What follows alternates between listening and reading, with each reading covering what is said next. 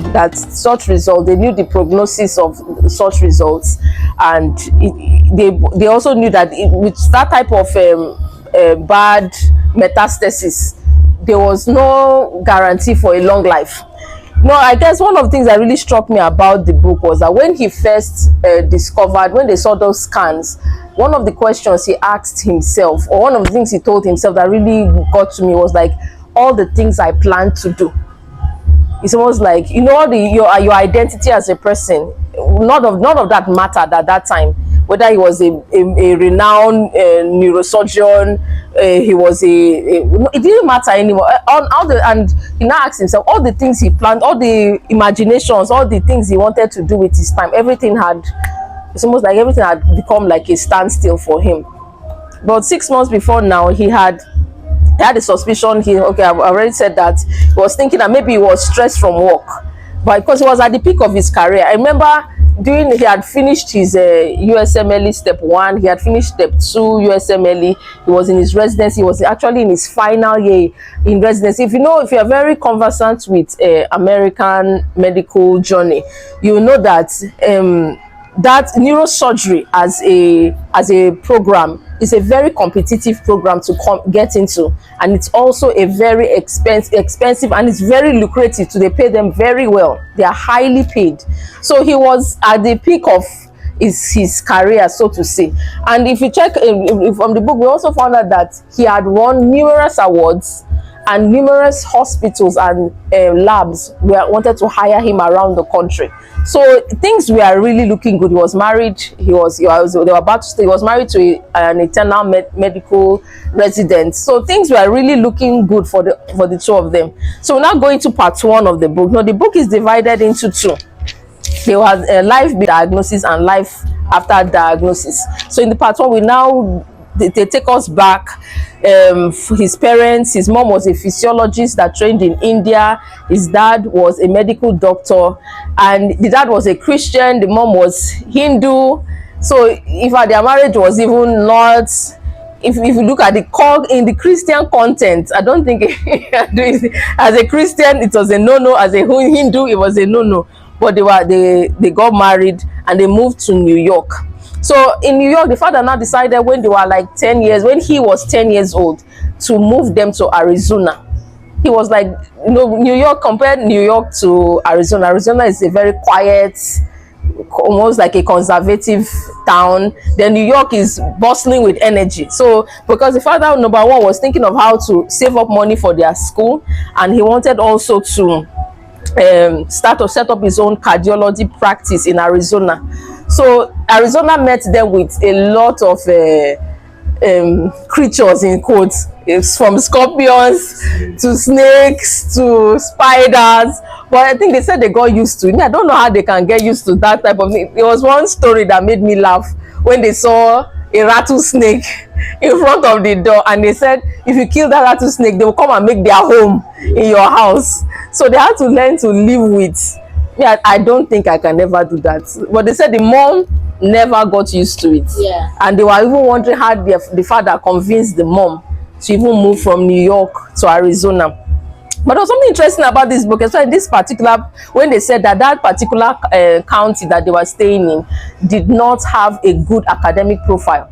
30% of students dropped out of school, and a lot of them did not go to college. None of them went to Harvard. The father was trained in Harvard.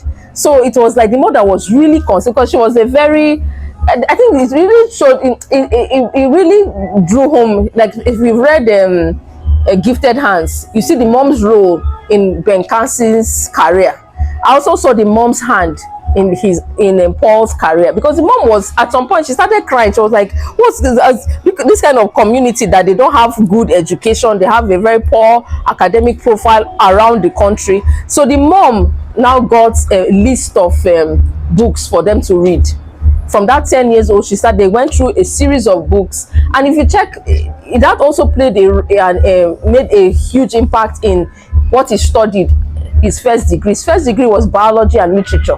It's because his mother has already bombarded him with so much novels, so much that reading culture was God. It's not God. The mom The mom helped to inculcate that reading culture in her children. So the place of parental influence in a child's upbringing, in a child's career, it can never be underestimated. So he went later to study English literature, then but he kept asking himself what makes life meaningful. And that was like the mantra of his life. What makes life, in fact, the fact that he went to even study neuroscience was because he wanted to know what makes life meaningful. He wanted to know the intersection between the brain, identity, personality, and living. So then after, I think in his final year, he did a course on neuroscience where they visited the home of people that had severe brain injuries. Then that left a lasting impression. So I think from that visit he decided to go into medicine. He decided to go into medicine. So it was because his courses were, he's coming from a background of biology and literature. So there are so many courses that he did not sharpened. Okay, first year medical school, he met his future wife Lucy, and in after the clinical rotations, he wrote step one, and he started his clinic. So after your step one, you now go into clinical rotation. So his first rotations was obstetrics and gynecology. Then he now realized something. There's a difference between theoretical medical knowledge and practical knowledge. So it was also in that first year, that's his rotation. He now got that full hands-on applied knowledge. It's one thing to be able to tick the boxes in your USMLE exams. Another thing to actually practice the medicine. So he also discovered in that first year that to be a very good doctor is you need more than just intelligence. You need moral clarity. And you also need sound judgment, because you should be able to look at a patient and know, okay, let's say two patients coming. You should be able to look at one patient and say, okay, this one has a very good chance of survival. In naturally speaking, because we are Christians, we believe in the we believe in the divine, naturally speaking. So after clinical rotation, he decided to go into neurosurgery because he felt it was the best merge his life to understand identity, life, and death. Okay, so how has he progressed in residency and being exposed to, because he actually wanted to know what makes life worth living. He wanted to, but he now discovered that the more he became more technically savvy in medicine, the more he became more knowledgeable in medicine, the more he exposed himself to all these brain injuries, surgeries. At some point, he became almost immune to suffering, because he had seen so much. And there was one particular story. I think it was a guy that came in. The guy finally died, and immediately after the man died, he just went and took his sandwich and continued eating like nothing happened. So he had to make that switch at some point so that he can be more empathic with people suffering. So third year of residency came. He worked in a neuroscience lab writing signals for the brain. So his work, and he got a lot of accolades, a lot of awards, and a lot of job opportunities.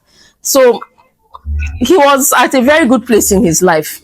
Then comes the life-shattering diagnosis of stage 4. And when I was reading some of his, I was watching some of his videos on YouTube. They said he never smoked. I was surprised to hear that, because I was thinking lung cancer. Oh, that person must be a chain smoker. But he never smoked. So to me, it was very odd that he would just all of a sudden have developed symptoms, all of it. So it was almost like all of a sudden, because if stage 1 to stage 4 progression, cancer cannot just progress from 1 to 4 unnoticed. You're not that will speak when he's gone. So to me, the book was almost like a wake-up call for me, in a very strange way. There's so many things we want to do. There's so many things we plan on doing, that we think that we have the time to, we just push it off. I'll do this one later. 5 years has gone. Later, we're still in the later. So, and when we are now faced with that is it the frailty of life, what is the urgent things, the most important things now become urgent. So I think if we live our lives where we put those urgent things are the things we do every day, I think we will not have any regrets. True. And will not have any regrets. So I think from the book, I now started asking myself, what are the things that I wanted to do that I'm always pushing off and say, okay, I have some time, let me do this one now. And those things that we're even doing now, if you check it, if things are come to bear now, will we choose those things? Are they urgent enough? Are they impactful enough? So I think the reason why he chose to write was because he wanted that legacy. So I think that that's one of the things that we should always strive for, to leave that legacy behind, whether it's legacy of children or the legacy of our words that whether we put in video forms. The reason why Jesus is even so impactful today is because of his words. True. That we are reading till today. So we should document some of the things that we know and put it out there. Then he started getting better all of a sudden after he was going through a lot of scans. So he decided to go through his own scan. He now found out that tumors that were shrinking before, at some point his lungs became clear. And so tumors that were shrinking before, all of a sudden he now saw one tumor developed again in his lungs. Then he knew. So he showed his wife. Then the tumors, from there his health started deteriorating again. They gave him he stopped responding to the Traceva. They now switched to chemo. He stopped responding to the chemo. Then after a while, from hospital to hospital, I don't really like that towards that ending part. I don't really like it. Was too detailed, and I felt from hospital to hospital. At some point, the tumors metastasized to his brain. He lost. The story is too one kind. It's sad. Then, and it was the aggressive type to his brain. Then after a while, he stopped. He lost all these cognitive abilities. Then he died in 2015. Then I think the epilogue was written by his wife. And I think, well, okay. And they decided to have a child. The Candy, they decided to have a child. And there was something he said. He said that he told the child that you filled a dying man's last days with joy. Yeah, that statement really struck me. So as much as possible, if our seeds, let me put that, because not everybody will have physical children, but there are some people that's your seed, whether it's from your seeds of your mind, the seeds from your spirit, seeds from your body, they are the ones that will fill your life with joy. You don't need to be dying for a child to fill you with joy. But if it pertains to a dying person, it pertains to a living person. So if we really want to have some joy in our lives, or happiness, let me say it's happiness, then we should have a system where we procreate our things, ideas in our minds, ideas from our spirits, ideas from our we should have children. Basically, we should have children of our mind, children of our spirits. We should have children. So to me, that's the whole, that's what I really picked from the book. Don't put off anything till later on, tomorrow. It's today you have. Maximize today. Then I also realized something, that one of the things that makes life worth living, if you check him, it's family and friends, meaningful relationships that he developed. Because anything that you think is important while you're dying, when a person is dying, then you should take note of that thing. One of the things that was so meaningful to him at that point was the relationship he had with his spouse, his wife.